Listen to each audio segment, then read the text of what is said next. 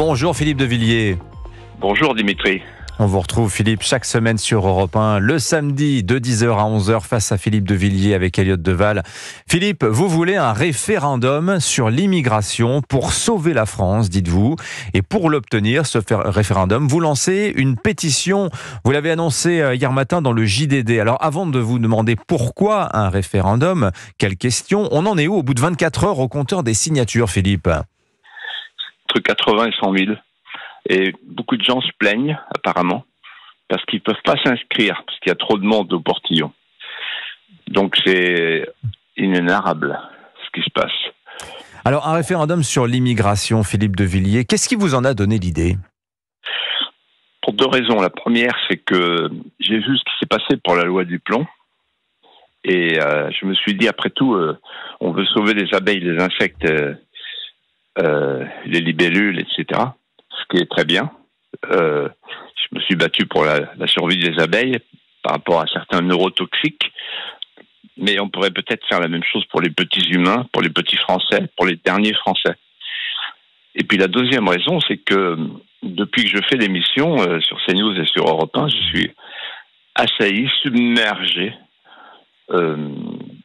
d'un courrier abondant. Et le leitmotiv du courrier, c'est faites quelque chose, on va mourir. Faites quelque chose, on n'est plus chez nous. Voilà. Et la double question qui se pose, elle est très simple.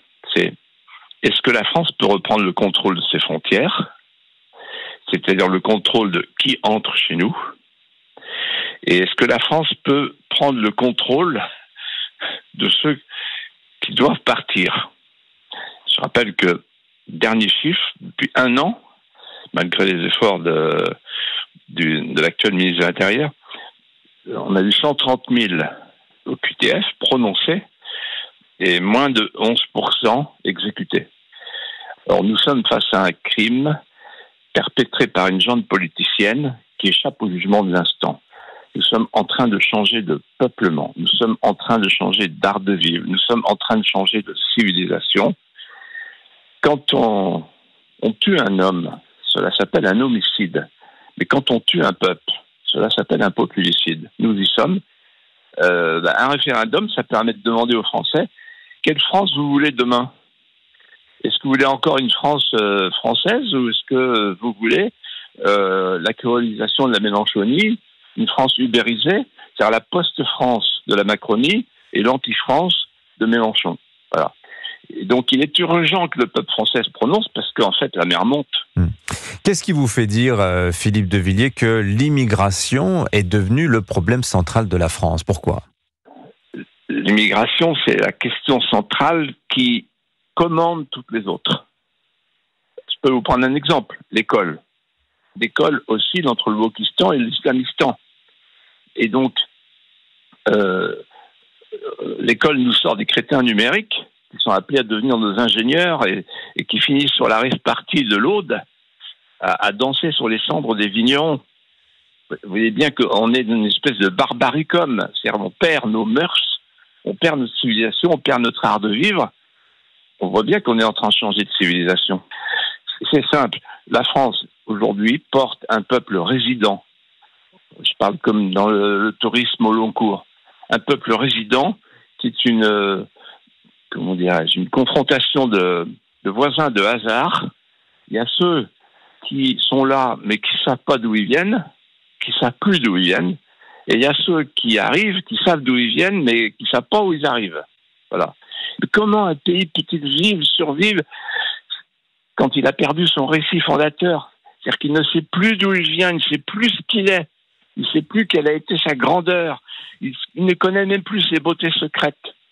Et donc la question de l'immigration, elle embrasse toutes les autres questions. Elle les surplombe. Alors Philippe de Villiers, cette pétition, il faudrait qu'elle atteigne plus de 4 millions de voix pour obtenir un référendum selon la logique du référendum d'initiative populaire. On n'en est pas encore tout à fait là, mais imaginons que vous obteniez votre référendum. Est-ce que vous êtes certain du résultat, Philippe de Villiers ? Êtes-vous certain que les Français aillent tous dans votre sens ?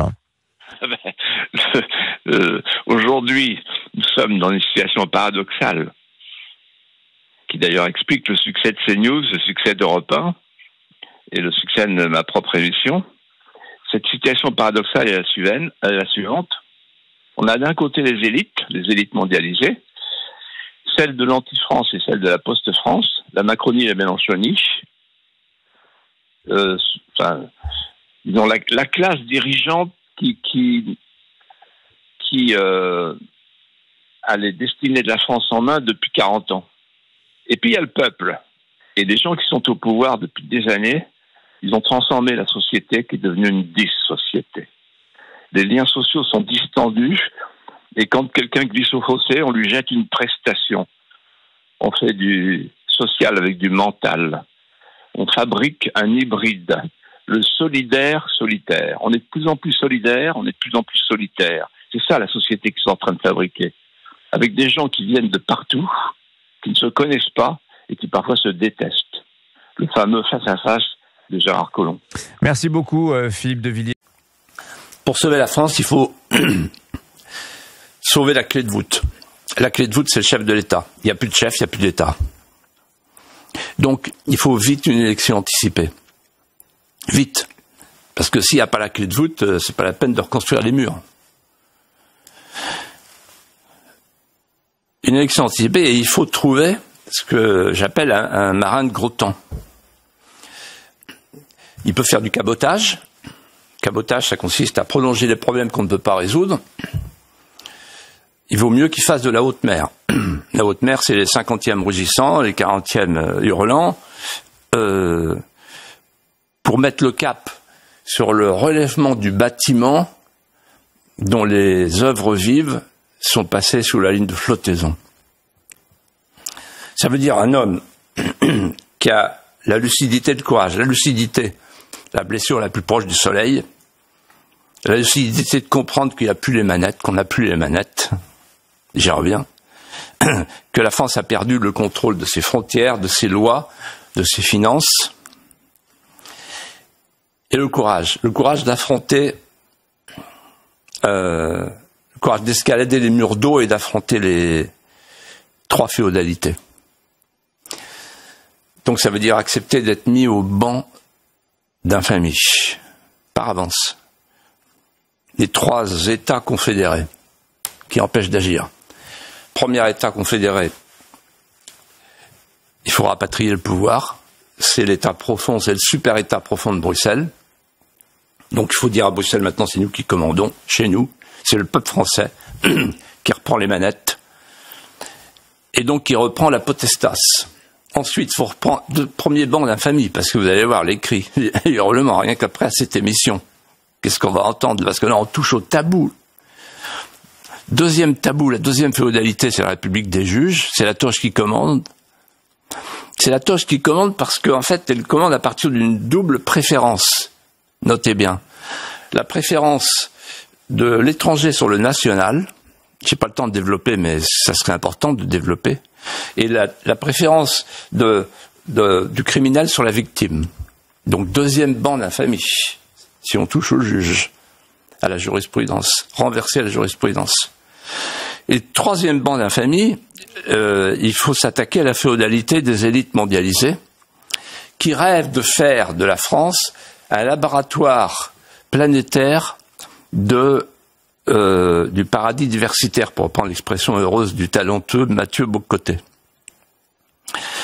Et donc, pour faire tout cela, il faut avoir beaucoup de courage et avoir l'idée de se sacrifier. Premier banc d'infamie, l'Europe. Deuxième banc d'infamie, les juges. Troisième banc d'infamie, les élites. Si on retire le pouvoir à l'Europe, si on retire le pouvoir aux juges, si on retire le pouvoir aux élites, qu'on les affronte, malgré ce triple banc d'infamie, alors la France renaîtra. Et je suis convaincu que c'est possible.